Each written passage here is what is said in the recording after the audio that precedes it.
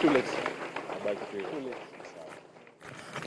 All right, a very good morning to you and welcome. Many thanks for tuning in for those who are joining us from KTN News right there back at home. Welcome. This is the Higher Education and Career Fair right here at the Kenyatta International Convention Center, KICC. Now, Standard Group is engaging players and experts in the education sector with the aim of addressing various challenges that arise, especially among students in terms of selection of courses in various higher learning institutions, not just that, mid-level colleges as well and technical institutions. One thing is clear, there is a void, or is it a quagmire when it comes to skills in course selection, caused by maybe lack of information and proper guidance while still informative education levels. Now we're set to highlight these emerging challenges in our society that face these young, brilliant minds that are ready to go out there and make an impact in their careers and in the society. We need to impact them with the knowledge of the know-how in terms of career selection and going forward, what exactly is needed in order to make them marketable in today's market. And joining me to discuss this underlying issues and have a candid conversation centered on this. Without further ado, let me just introduce my panelists joining me right here on stage. I'll start with the individual on my immediate right, Jonathan Wesaya. He's a simple man, so I will go with the simple title of an education expert. Thank you so much for making time. Thank you very much for having me. All right, over to Joy Kaguri, who is our HR manager at Standard Group PLC. Many thanks for making time. Thank you for having me. And it's good to see you. Over to Dr. Fred Otieno, who is the UON chair of the University Academic Exhibitions. Many thanks. Good morning and thank you. And good morning. Over to the other lady, Ekran Dongo, who is the Kenyan National Association of Private Colleges Secretary General. I got that right? Yes, you got it right. And good morning. Good morning. All right. Good morning, viewers. Thank you for having me. Okay. Now, the last gentleman is Dr. Kelly Olwoch, who is a Deputy Director, Finance and Administration at the Kenya Medical Training College. Thank you and welcome. Good morning. Thank you for having me. All right, so those are part of our panelists. We'll definitely get to engage the other part who are seated right here with our audience, just highlighting various topics around the higher education and career sector. We have youth who are entering the job market and maybe also entering institutions of higher learning. What exactly do they need to know? We well know we are in an informative age. Guys are well informed about various issues, talented individuals as well. So getting the balance between academics on one side and also managing your talent is something we'll also get to look at. Also at the role of various mid-level institutions, not just high learning institutions, in terms of facilitating career growth and development. So allow me to start on that particular note. Jonathan Wesaya with you kindly. In terms of the balance, the intricate balance between academics on one side and talent, we have a crop of youth who are very talented and articulate in what they love to do. But we also have the balance when it comes to academics. I think you're well researched in this particular area, and it's an intricate balance, if I must say so. Just give us a little bit of pointers in terms of what goes through the minds of these young individuals who are talented on one side, but also need to advance their careers, that balance. Thank you, Joseph. I think it is a function of the environment in which these children are being supported and guided. In many schools, you find that the rubric for assessment of the learner and even the management of the school is on what they score in an examination. So some schools tend to kill talent because they are pursuing a mean score. So to the detriment of the individual talent that the students and the learners may have. But on the other hand, we have learners who know that what they want to do is play football. So they engage in football and put academics on the side. the better way to find an equilibrium in the two areas is to let the learners know that talent ordinarily has a shelf life. That if you're playing football, you can be forced to retire because of an injury. If you are not equipped academically to pursue something else, then it means when the injury happens, then you have nothing else to fall back to. So the balance between the talent and how you practice it and academics gives you a fallback position that is technically a cushion. For those who follow football in Kenya, there is a Dr. Masiga, Dan Shikanda, who are still active now because they played for the national team, but academically they were there. If you look at our rugby team, Cadio Vallis is now a journalist, but he played rugby at a national level, international level. If you look at music, we have Nameless, who has one of the longest shelf lives in the music industry in Kenya. He's been in the industry for more than 20 years, but he is a trained architect. When music is not working, he falls back onto his talent. When talent is not working, he goes back to his professional career. So we need to empower teachers so that they are able to nurture these learners all rounded so that it is holistic education. And I think with the change in the curriculum, we may be moving towards realizing that. All right, now it is an intricate balance, and we'll get a little bit more insight from you, Bwana Jonathan. Let's just touch on the highly coveted human resource section in the job market. Now, Joy Kaguri, you have vast experience under the HR sector. Now, what exactly in terms of career development, when a young individual approaches a company, what stands out? What do you look out for in terms of what that particular individual will benefit the company? What exactly do you look for? Okay, I can say the career of an individual Yes. starts at the point the person puts the application. So once they put an application to the employer, then the person is shortlisted. Why is the person shortlisted? Because the person has been shortlisted based on maybe the skill, the experience, maybe the academics, and they just something, maybe the extra curriculum, as my colleague has said, something just beyond just having the education. We have the very young ones who are straight from the university. Yes. For those, we do not look for experience because they have not had an opportunity of experience. So what we look for is the potential, because we always say that hire for the potential, then train for the skill. So when they come on board, we then interview them. Now, at that point of interviewing, you're able to find that what they have can be aligned to what the company can offer or what the company expectation is, and then you can start growing the career from that point in time.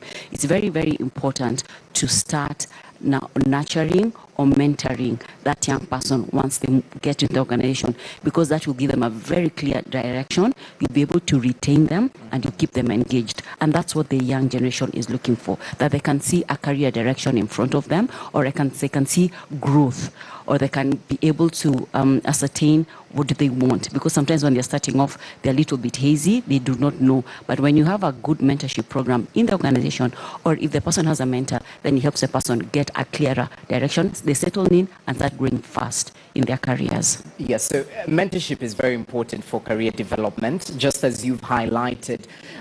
But in this particular generation, we have a different mindset, let me put it that way, where staying in a company for, let's say, 2 years might be a little bit too much. They're thinking of what next to do. Yes. So in terms of retaining that talent and that skill in a particular company, how does the human resource sector actually approach this in terms of retaining that talent and keeping them engaged in order for them to feel challenged and not, get the thought of switching careers at the very first instance? Now, that's a very good question, Jesse. One of the things is that the very young ones, the ones who are joining the market right now, they're very restless, especially if they come into organization and first and foremost, they're not able to fit in because they can see that what they're doing is maybe routine. There's not room for communication communication. They love being listened to. There's no room for creativity and innovation. As you're aware, we are having an innovation hub at Standard Group, and because we're trying to give room to the young ones, the ones who are coming to the market, because they come with so much information. They are very vast. Yes. They love technology, so they get a lot of information in technology, which they can come and help maybe sit in with an older person who is maybe not very techno savvy, but has the skill, but now combine it with the ideas that the person have. As long as you're able to listen to them, give them that opportunity to try new ideas, new knowledge, then they will be more engaged. If you just come and put them in a straight environment, like a routine job, day in, day out, they're going to get very bored and they'll be looking for the next thing that they can do out of the company. All right, very interesting right there. Many thanks, Joy. Let's cross over to Dr. Fred Otieno, and many thanks for making time. You work closely with the university academic exhibitions at the University of Nairobi as the chair. Now, I think the best place to start is what exactly does the academic exhibitions do? Because I think that's the very first point of interaction, not just for the students, but the parents as well, who are bringing their children to the institutions of higher learning. How do you impart the knowledge in terms of career choice? Because it's a quagmire in terms of choosing what you want to do for the rest of your life. It's not an easy decision. It'll go with you till the end of time. Just bring us up to speed. Thank you very much. The exhibitions, career exhibitions, academic exhibitions do provide parents and students with an insight into what they think they want to do. They interact with academia, they interact with the industry to really get to know what they really want to get into. So I've been involved in this for a couple of years, and what my experience is that it's a good thing what we're having here, right here at KSC, because the students, after leaving school, they might not be quite grounded in what they want to do. More often than not, after class 8, you hear, I want to be a neurosurgeon. Maybe this little girl has never interacted with a neurosurgeon. Mm-hmm. I want to be a lawyer. The little boy has never been with a lawyer. But when you have an exhibition like this, they'll get a chance to know what law entails, what that neurosurgery entails, what that commerce entails.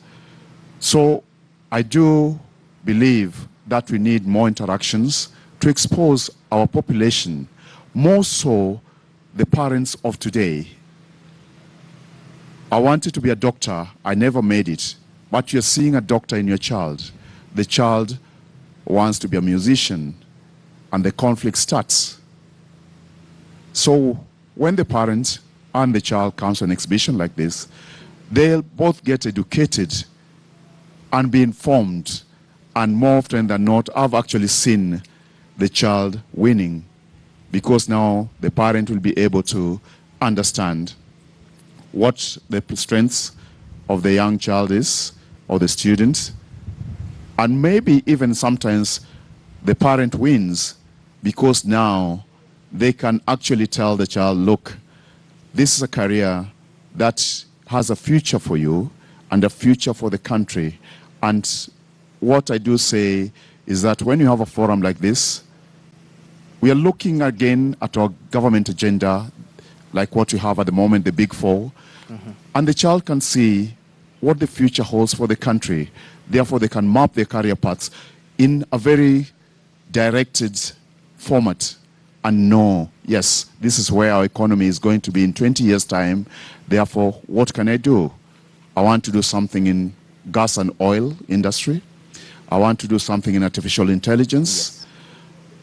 I want to do something in robotics. And the mother can understand, yes, that's the future is.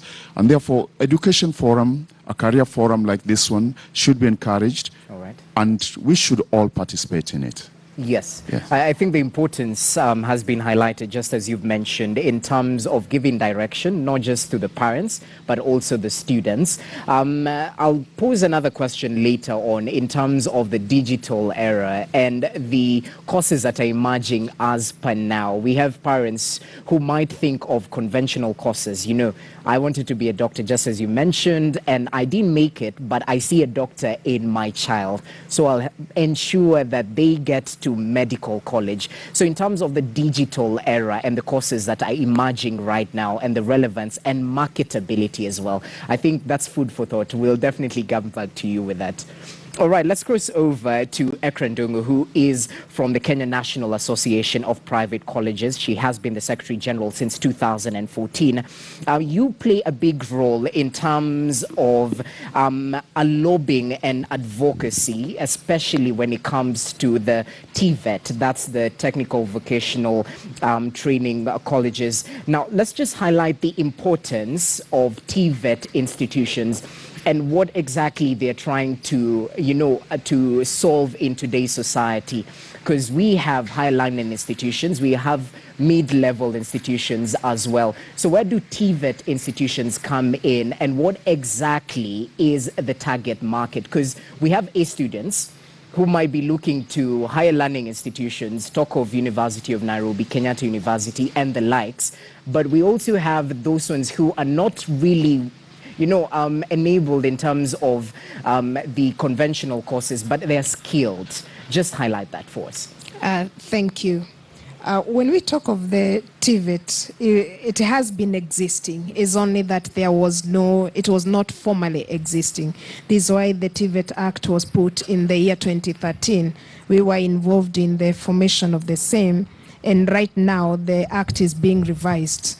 Now, this country, we have been graduating people for jobs that do not exist, having a skills gap. We do not have technicians. You heard even the other day, if you're looking for a plumber, you go like 20 kilometers to get one. Yes. Electricians. And we've not, if it's a mechanic, we don't have professional ones. Yet we have, but we cannot be able to quantify to what extent is this skill.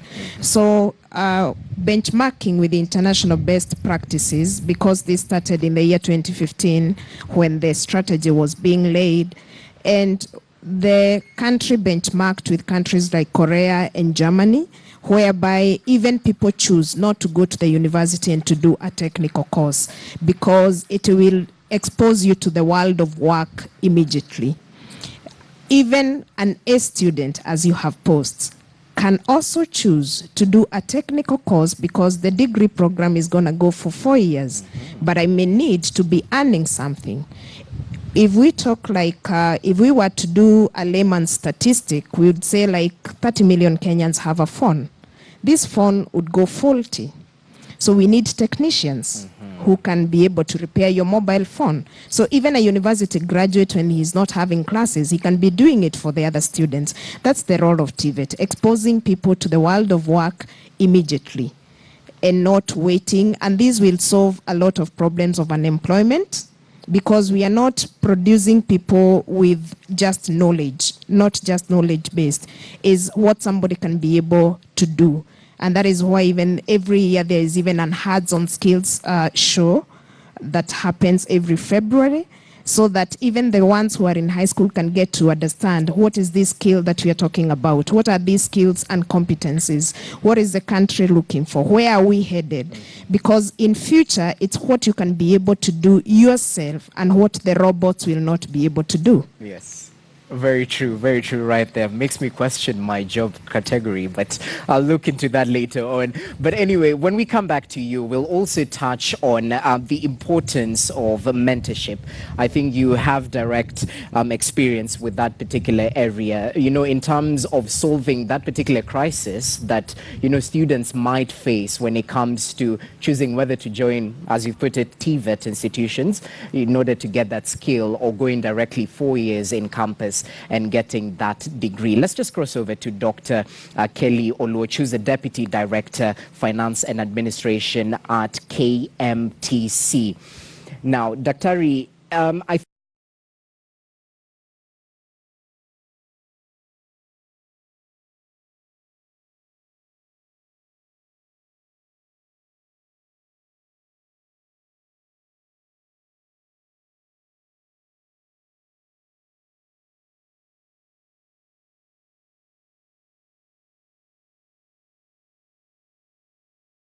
go to university, get a degree first. But while we were having a discussion earlier on, you were able to inform me about that. There are mid-level training institutions. Let's just highlight the importance of mid-level training institutions and perhaps narrow into universal healthcare and how, an institution like KMTC plays a role in facilitating that particular tenet of the Big Four agenda.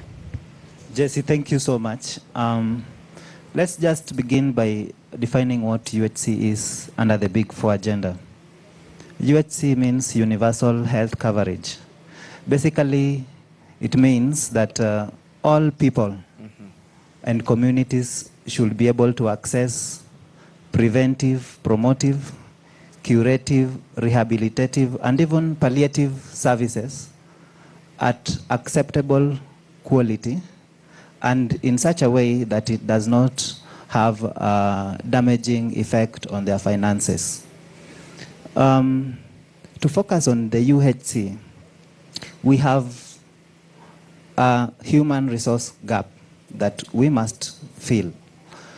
We, for example, need to have at least to churn out more than 20,000 mid-level health workers by 2022 to be able to realize this agenda of the UHC.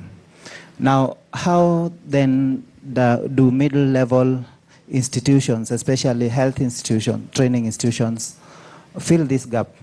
I will focus on KMTC. Basically, KMTC is a state corporation which is established by an act of parliament, that is Cap 261. This institution has been in existence since 1927. To focus on the UHC, therefore, what is the role of Kenya Medical Training College? For UHC to work, we need access to human resources. The population needs to access skilled services. And KMTC is better placed to do this. Why do I say this? KMTC has 67 campuses spread all over 43 counties. And we have tailored our programs to meet the needs of the UHC. Particularly, we have looked at those services that are needed at community level. And this is served by a cadre called community health extension workers and community health assistants. We also have, in conjunction with benchmarking with Cuba, developed new courses, and that is in family health, both in nursing and clinical medicine, which are key to this. We intend by 2022 to have trained 7,200 community health extension workers. We intend to have trained over 12,000 community health assistants. We intend by that time to have trained 800 family health nurses and 800 family health clinical officers.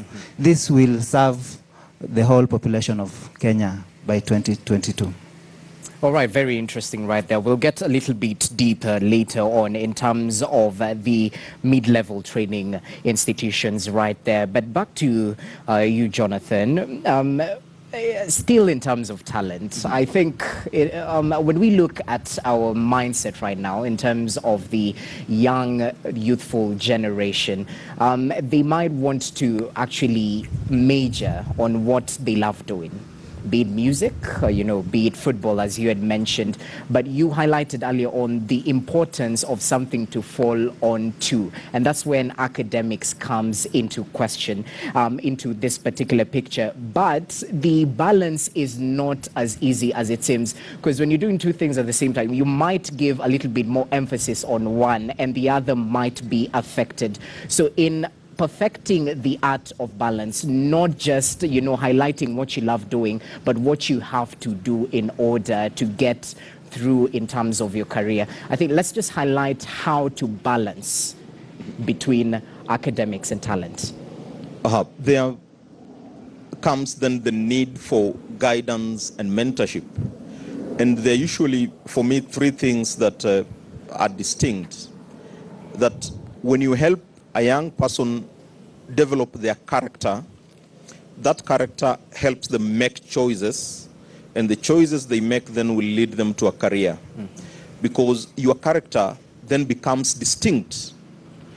It becomes your DNA, so that when something is said or something is mentioned about Jesse, people will know that if it is that, Jesse can do it or he cannot.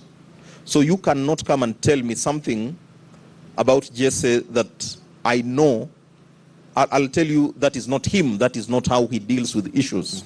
So young people need to be guided at an early age, that what you do repeatedly begins to define you, but adults who are guiding you have a better worldview, have interacted in spaces that you've not, they have better insight. But even as we do that, we also need to know that the world is forever changing, and new spaces that the adult has not been in are opening up for this young person. So look at somebody who is being mentored by a graphic artist who uses paper and pencil. For you, it is sitting down and drawing, but in the world of this young person you're mentoring, they will not need the paper, they will not need the pencil. They have a computer, they have other tools to use. So how do you connect the two to then realize a path that this young person is able to follow? All right. But for this to happen, there needs to be some form of discipline. And this is what adults need to guide our young ones on. That things do not just happen. Somebody is not born a CEO. You do not sing one song and then you are on top of the charts and you remain there forever. It is discipline, repeated engagement, some form of dedication. You invest. The returns may not be immediate. But once you do it with dedication, with passion, people tend to notice people who do good things. So that if you do something good today at KICC, and then somebody sees you doing the same thing in Mombasa, somebody sees you doing the same thing in Moyale, word will go around that Jesse is good at doing this. And those referrals may take you into better mentorship spaces, better support systems for you to realize your career choice that then defines what your life becomes. Yes, character is very important. And at this note, I'd like to interact with one of our panelists who's not seated right here. I think we'll start with Taka Magero, who's from the Braeburn International School. You've highlighted something very important about the timeliness. Train a tree while it's still young.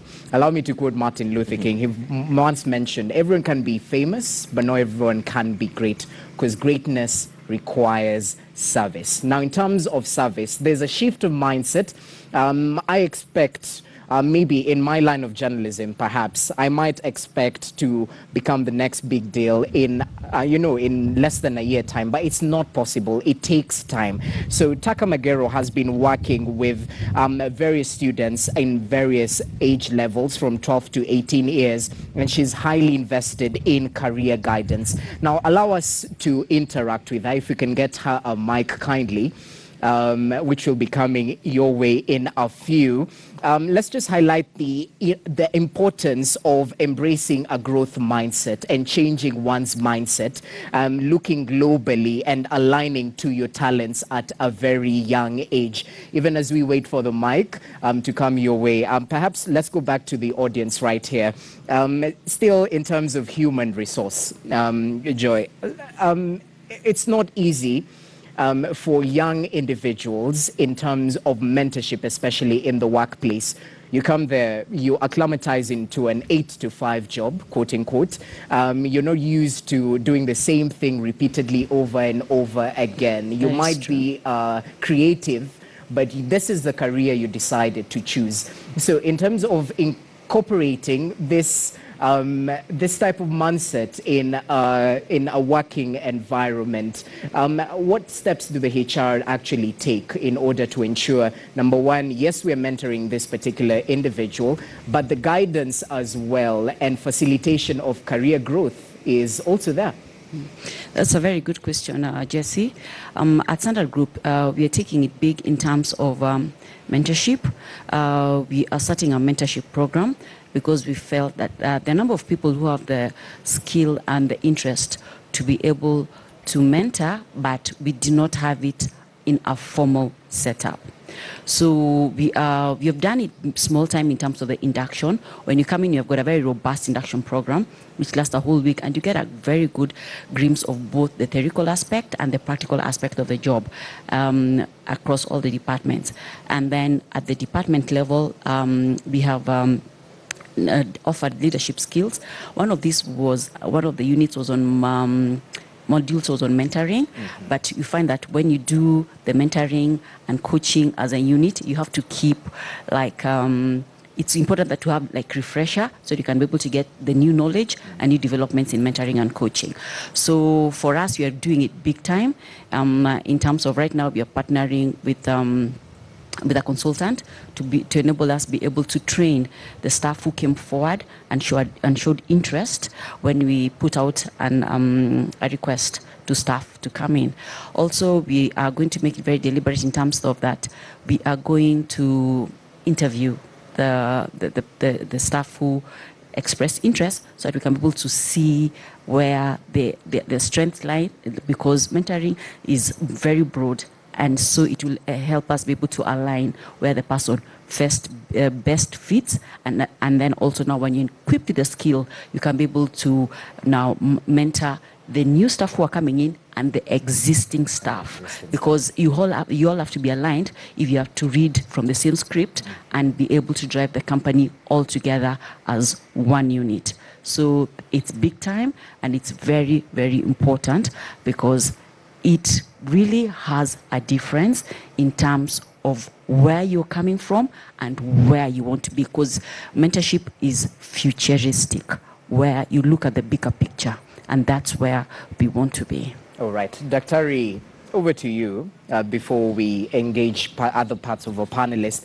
I think the digital era, just what I had mentioned earlier, might also bring in view other courses that are emerging in not just in Kenya but Africa as well. Talk about computer science, the likes, but we also have a mindset from back then. Talk of doctors. With respect to the doctors in panel, talk of engineers, but in terms of the emerging careers right now, how do you ensure that, we inform them, they're highly informed, so that when they're making a decision going forward, it's not just about what they thought it is about, but the tenets of that particular course, especially in this emerging digital era? Thank you, Jesse. We are in the fourth industrial revolution. We are dealing with millennials, and I do call them the digital native. So by the time they're interacting with the universities, middle-level colleges, the TVET colleges, they have some information. But the things they want is that the universities, we have to change our mindset. You have correctly said there are those traditional known courses, law, medicine, commerce. These digital natives no longer talk about that comfortably. The world has changed. We are looking at software engineering and web design. That's what they want to do. They're looking at robotics. That's what they want to do. They're wondering how they can manage the big data. There's cloud technology. Those are the things that are coming in. In our country, we have just gone into petroleum industry and gas industry. That's what they want to do. As the country is moving forward, communication, journalism is becoming a big thing because most companies must have a communicator who can actually put their case forward in a very constructed manner. Those are the things that these young people want to do, the digital natives, they want to do. And this, they want to do in areas that they're comfortable in. So even if you're talking about medicine, artificial intelligence is coming in. How do we manage the diseases now in a better manner? Because the doctor of today wants to send the patient to the lab and get that result via the desktop or his mobile phone, prescribe the medicine using his mobile phone. So which skills do these young people need? They need these softwares, they need to know applications. So the jobs are out there, the courses are out there, completely different from the traditional ones. And I believe this is the way to go because the world is changing. Things are moving at a very fast pace. And we're glad that as we move, we are now talking about the 5G, internet connectivity. Who is going to maintain them? True. We must train as universities for the fourth revolution. All right, that's forward thinking. Very true right there. Now, even as we appreciate the changing times and, you know, what we're actually living in right now, the fourth revolution, as he's mentioned, let's engage someone who has experience in working with various age groups. Taka Megero, as I had mentioned earlier, she's worked with Braben International School. If we can kindly get a mic to her, just to touch on the importance of knowing yourself from a very young age. Because right now we're working on the youth. Just as we've mentioned right here. But what are we doing about the future youthful generation in terms of making proper informed decisions? So we can kindly get a mic to Taka Megero, who is also from the Braeside School, head of the math department. But we just want to know a little bit more about her interest in career guidance, especially interacting with young minds who have a growth mindset, trying to make them embrace it, especially in unconventional careers. So from your experience, Taka, just bring us or help us understand the importance of, quote unquote, training a tree while it's still young.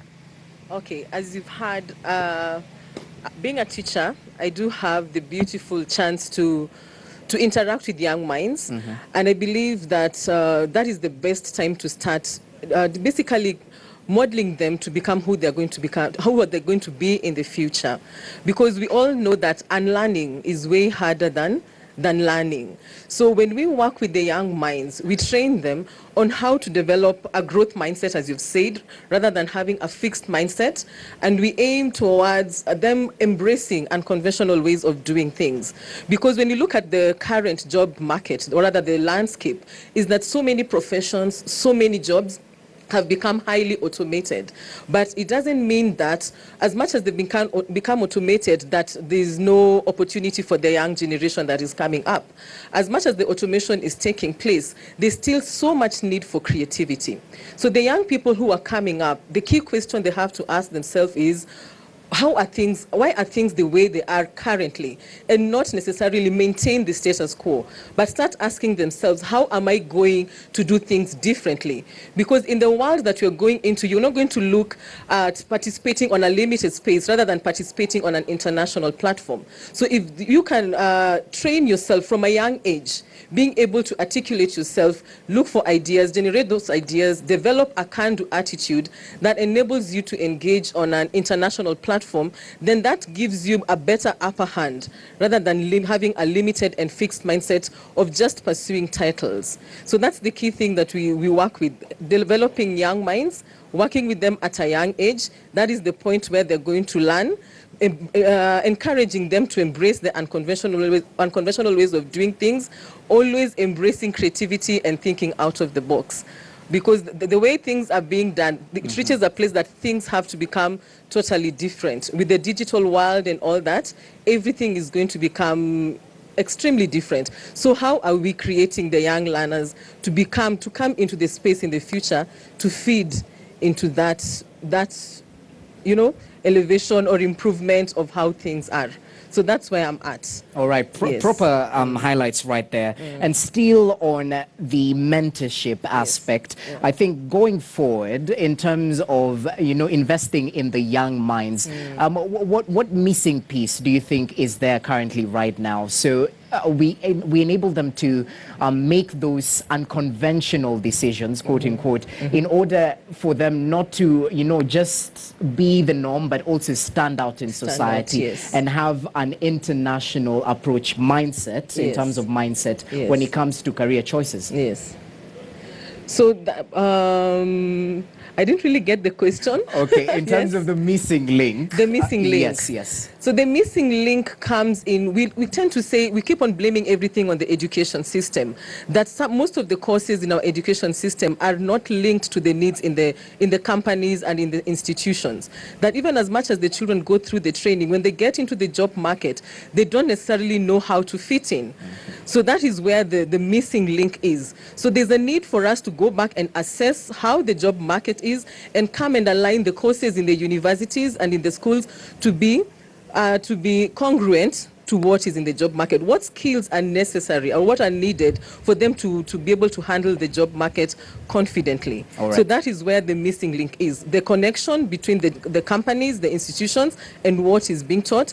And in Kenya especially, looking at basically training students or pupils or learners to become more international, not just limiting to our opportunities here. Can we easily go and go head to head with our peers in the UK, with our peers in the US? All right. Can I easily pick up a job in any other part of this world? Have I gotten enough training in Kenya here to facilitate me to achieve that? So that's where the missing link is, the congruency between the companies, the institution, the needs in the companies to be in line with the courses in the universities. All right. So that's what we need to cover that gap. Oh, it's very important you've highlighted that. Now, also in terms of employability, I'd like to also engage Imelda Ochari, who is the CEO of Teach International. That's the Tropical Institute of Community Health and Development. They work towards increasing access to education and improving the standards of living of the marginalized in society, obviously through motivational talks, talk about school outreaches and the likes. Now, Imelda, many thanks for making time. In terms of employability in the job market, especially towards the youth, I might approach an employer with my certificate from any level of institution, be it a higher learning or the tertiary levels or the mid-level as well. But that's not enough in the current day and age. When you are working with the young minds, how do you tune them in terms of being employable in today's job market? And also kindly highlight briefly what you do in terms of mentorship when it comes to career guidance. Thank you. Thank you so much, Jesse.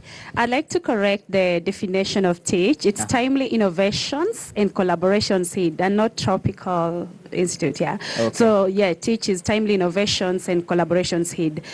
So basically, we will all agree that there's a gap. Our students need mentorship, yeah? So immediately after graduating from universities, from colleges, I want us to ask ourselves this question: where do we meet trainings on CV writing? I only remember doing it at Form 4 level. No one talked to me about it in the university. There was a course called Communication Skills. Yes. That was like a general course for everyone who gets into the university. I didn't meet that. So we only learn about CV writing in high school, which comes as a question for 20 marks or something like that. So all this is forgotten. By the time you're graduating from a tertiary college or from a university, you have somehow even forgotten how to present your CV. So basically what Teach does is trying to increase employability by training on even how to align CVs.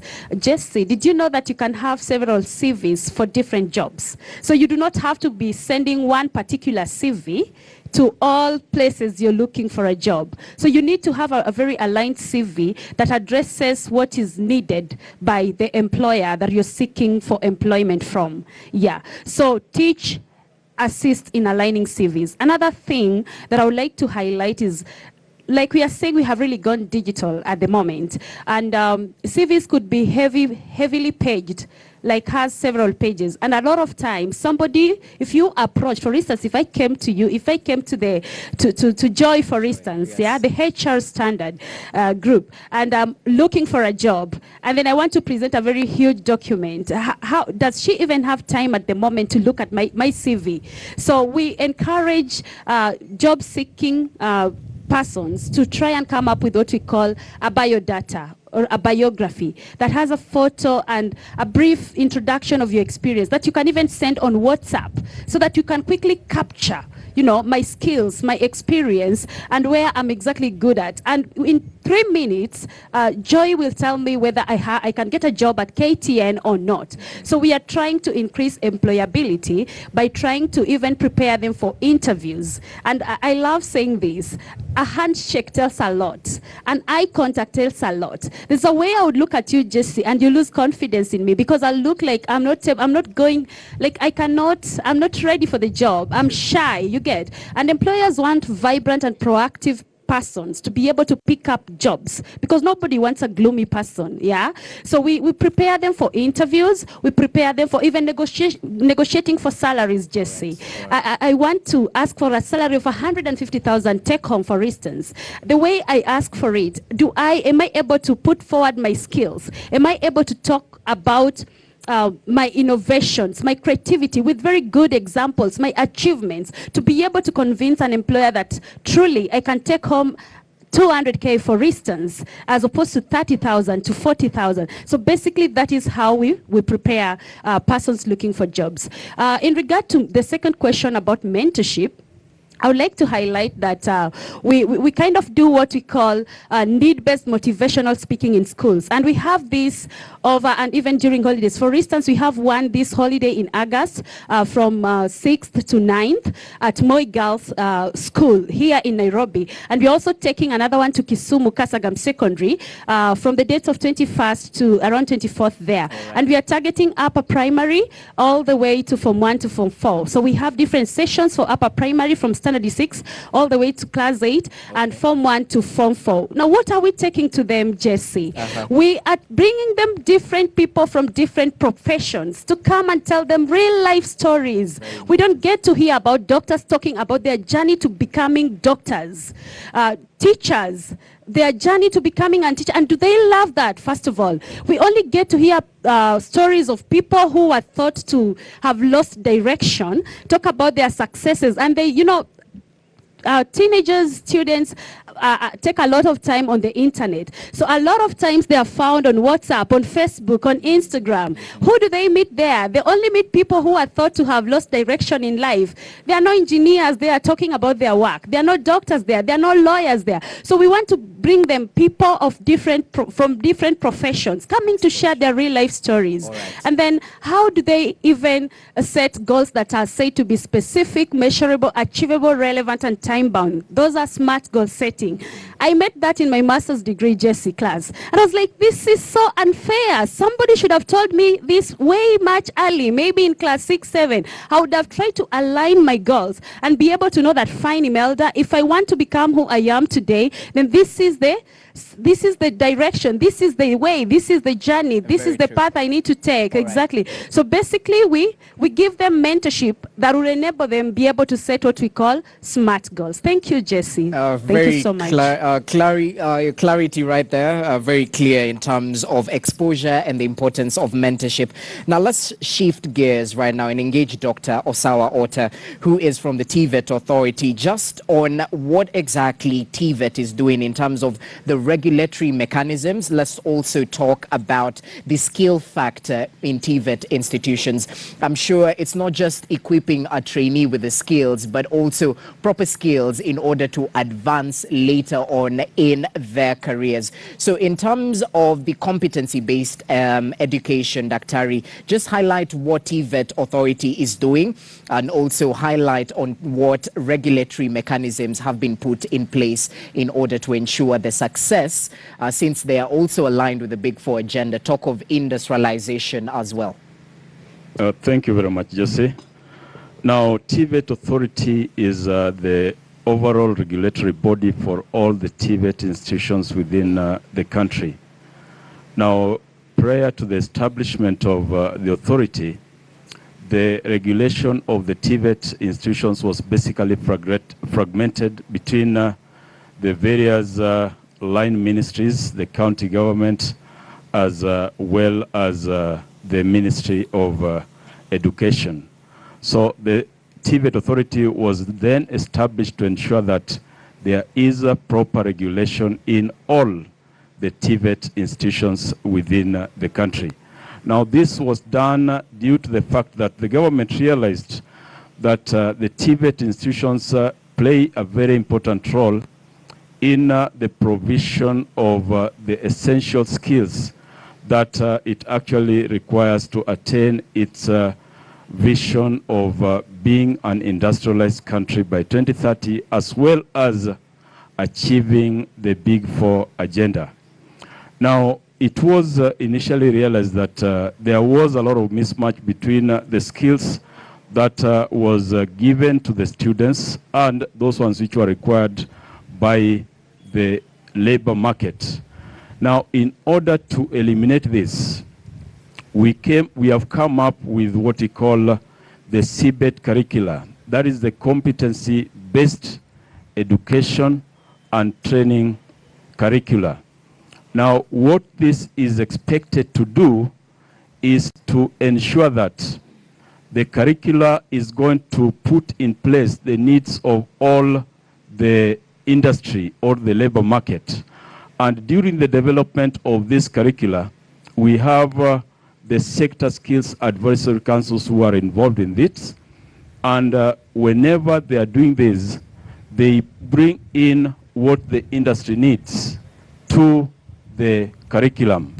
Now, once this one is done, the industry players are also required as well to be involved in the assessment of the graduates, so that by the time somebody graduates from these TVET institutions, they also have what the industry actually requires them to achieve. Okay. Now, in addition, just briefly, in addition to the technical skills that the students are supposed to acquire, the students are also given some core skills. And these core skills ensure that they have certain skills that will enable them to protect the environment, to be able to become digitally literate, and also to have numerical literacy. Thank you. All right, many thanks for that input right there. Now, it's no secret the young people are going through a crisis, and I'm sure our audience right here can agree with that. Pressure left, right, and center. What if it's a mistake if you don't get a job? Because that might be the narrative going around right now. You went through school, you've passed perhaps, and you've done well in your studies, but there's a missing link right there. Allow me to interact with Amos Kaburu, who is a researcher at Waweza East Africa. Many thanks for making time. Now, in terms of the social responsibility we have as those perhaps who have been able to get to the job category in order to, advance our careers, what is it exactly that we need to do in terms of input and investing back in society to ensure that the young people who are looking up to us in terms of our career lines are actually not left out in any way? And also take a look at the pressures that come with being a youth in this current generation.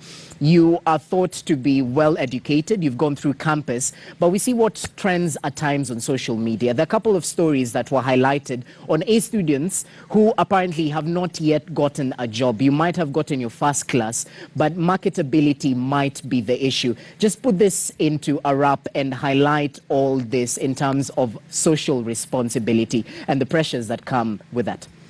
Thank you, Jesse. Maybe just a point of correction. I no longer work with the Waweza.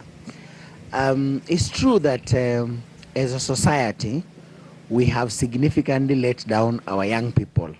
But I think there is a continuum of failure from those of us who are involved in preparing these young ones from the formative schooling ages, as my friend and longtime ally Jonathan put it, glorifying certain things when in real sense, when the time is the road, some of those realities don't come into play, especially when you talk about certain talents such as group sports. Because if you're doing so well in certain sports, you are as good as a team. Messi has won many titles with Barcelona, but really struggled to win anything with Argentina. So that just demonstrates the challenges with some of the things that we glorify. Now, I tend to feel that the question of social responsibility is not highly embedded in us as grown-ups. And that maybe explains why we have lots of corporate philanthropy as opposed to social responsibility. Because social responsibility goes just beyond giving back. It is a question of being responsible enough in the design and implementation of what you're doing, so that whatever you're doing, you understand very well that future generations require to benefit as well. If it's the resources, today we are having these grounds. What will happen if we decide that we cannot have Uhuru Park the way the late Professor Wangari Maathai really fought hard to secure that space? That is what you mean by social responsibility. So I think that, first of all, the very definition of social responsibility is a bit skewed, especially in this part of the world. Now, for young people, as we train them, I think that sometimes we forget very core things. And that's why I agree with Dr. Osawa on the importance of the core competences that cut across. Because emerging skills and competences such as digital literacy are just emerging.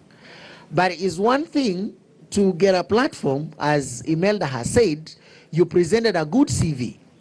But that's as it will go to the extent of giving you a job. But what will sustain you goes beyond what was on the CV. What will make a difference? And that's why you get in some places, someone has worked there for 20 years, but the highest they have ever risen is to become a section head.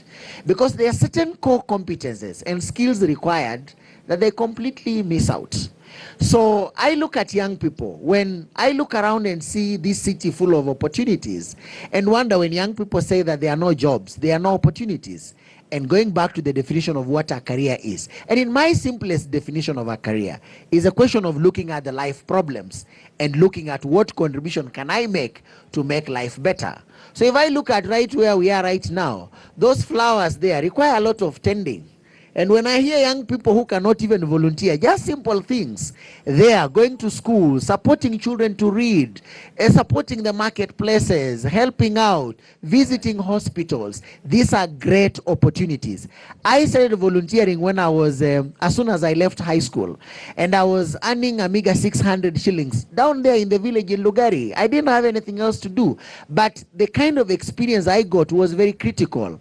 When I look at my current day employer, I met her in first year in the university when I was willing to do anything for her and be like, I don't want to be paid, I just want to get some skills. Okay. But right now what worries most of our youth are just two things: battery low on your phone and your bundles are 2 MB. So unless we shake off some of this mentality and begin to soil our hands, it will be so difficult for our young people to functionally fit in the future life. So we must be critical to prepare these young people to appreciate that opportunities are all over. Okay. And as I speak now, I'm working with a Form 2 class somewhere where we are planning to plant 100,000 trees in the next 2 years. And when I look at what those young boys are talking about, they are great ideas. And out of it, there's so much they are learning. They are learning about entrepreneurship. They are learning about resource mobilization. They are learning about pitching. They are learning about presentation. These are great opportunities that those of us with some little opportunity can do it. It doesn't cost me so much to do that, but at the same time, it's just a willing heart. It is not about the too much skills that you have, but it's just the question of availability. So to our young people, there is so much that you can do. But when I look at what concerns them. In most cases, it makes me a little bit sad. All right. So availability, cultivating ideas, and the importance of core competencies and skills. Now, I'll give each of us a chance to perhaps give our inputs on that as we conclude, because there are various issues that have been highlighted. He's talked about the importance of TVET institutions. I'm sure you can also rebuff what he's just mentioned, and mid-level training institutions as well, the higher learning institutions. What happens in HR? He mentioned something to do with CV writing. I mean, I'm sure the audience wants to know what exactly people look at in terms of how you've structured your CV. Is it the skills or perhaps your hobbies? Because it's also there, right? And we'll also conclude. So roughly 1 minute each, just as we conclude. Daktari, let's start with you. Thank you so much. I want to say that in medical field, especially at middle level, Yes. there's stability in the job market, there's available opportunities, and as an organization, we prepare the youth for this by making sure they're competent enough to be in the market. For example, Jesse, KMTC has 19 diploma courses, which are specifically geared to addressing health challenges in Kenya. We have 40 post-diploma courses, and we have 7 certificate courses. This is supposed to gear our youth towards meeting health needs of our population. As we move towards universal health care, we really want to make sure that each person in this country has access to health care that is in a way that does not have catastrophic expenses to them. And this is one way of doing that and making sure that the youth have a role in contributing to our economy in that way. Thank you, Jesse. All right. Thank you, Dr. Kelly Oluoch. Over to you, madam. Briefly, kindly. Thank you. Yes. In the TVET sector, it is important to highlight for the viewer to know that we have curriculums that are current. These curriculums are developed in conjunction with industry. What are the industry needs? With CDAC and with the TVET authority. And there are over 200 of them. This is so that the audience would know that we have current kind of curriculums that have been developed between 2015 and now. Over 200 curriculums of what you need today in the fourth industrial revolution, if you're looking for a secretary, an executive assistant, or somebody with a skill. Because our HR would agree, if anyone gets to know that she's HR, the first thing they tell her, I need a job. Then she asks which job, they tell her any job. So in the TVET sector, we are training the youth. There is nothing like any job. You must have a skill of what you're looking for. Remember, we are living in a borrowed world. We borrowed this world from the future generations. It's upon us to make sure that whatever we are doing now, we'll live out into other generations, and we set the bar and the pace of how it will be better. All right. Thank you so much, Ekron Ndongo. Over to you, Daktari. Thank you, Jesse. In Kenya, 61 public and private universities are growing. How do you get admitted to these universities? There's the direct entry and progressive entry. By progressive entry is that whatever grade you did get, either in Form 4, KCSE, advanced level, or IB, you can start with a certificate course. You move on to a degree, diploma course, and with the diploma, you'll be able now to enter a degree course. And that's what message I want to pass to the public. At the University of Nairobi, we are giving experiential learning. We are the #1 university in the country and East African region. And in the African region, we are ranked 5th. At the moment, we are admitting students in both cases, direct entry and also progressive entry. And I do urge Kenyans to take this opportunity to come and learn at this great university and other universities found in our republic. Thank you. All right. Many thanks, Joy. You, Jesse, for my end, I can see from the crowd that is sitting here, that's a young crowd, maybe straight from Form 4 or maybe continuing students, I'd like to let them know that we do partner with high schools, and we do partner with some institutions, and also get some blind applications. For the ones where we have partnership, we do give internship opportunities. It's at high school, so that the students, when they finish, they can just have a feel.